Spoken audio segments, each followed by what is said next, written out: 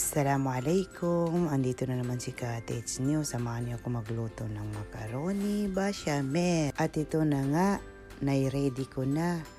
Ito nga pala ang tawag dito ay bechamel. At ang sikreto sa pagtimpla ng bechamel, kailangan makuha mo ang tamang timpla. At ito na siya, pinagsama ko na ang macaroni at yung bechamel at pinatungan ko pa ng mozzarella. At ito na ang pinakahihintay ng marami, ang beef na giniling. At pagkatapos, pinatungan ko na naman ng macaroni.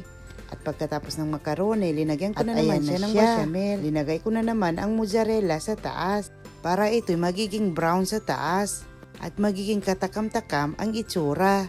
Thank you for watching. Please like and share and comment.